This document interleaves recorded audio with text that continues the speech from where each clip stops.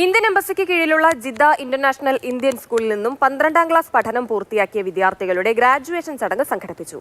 Indian school boys വിഭാഗം ഓഡിറ്റോറിയത്തിൽ നടന്ന വർണ്ണാഭമായ ചടങ്ങിൽ വിദ്യാർത്ഥികളും അധ്യാപകരും രക്ഷിതാക്കളും ക്ഷണിക്കപ്പെട്ട അതിഥികളും അടക്കം നിരവധി പേരാണ് പങ്കെടുത്തത്.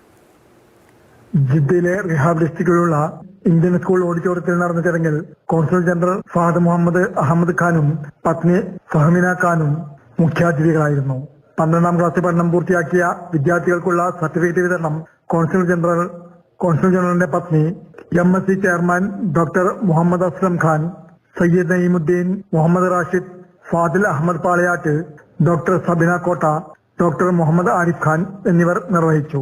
10,200 വിദ്യാർത്ഥികളാണ് ഇന്ത്യൻ എംബസിക്ക് കീഴിലുള്ള ജിദ്ദ ഇന്റർനാഷണൽ ഇന്ത്യൻ സ്കൂളിൽ പഠിക്കുന്നത്.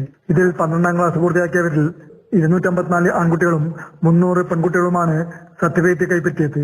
ബോയ്സ് വിഭാഗം പ്രിൻസിപ്പൽ ഡോക്ടർ മുഹമ്മദ് ഇമ്രാൻ സ്വാഗതം പറഞ്ഞു. വിദ്യാർത്ഥികളായ മുഹമ്മദ് ആസിഫ്, സഫ മുഹിദ്ദീൻ ഖാൻ എന്നിവർ സംസാരിച്ചു.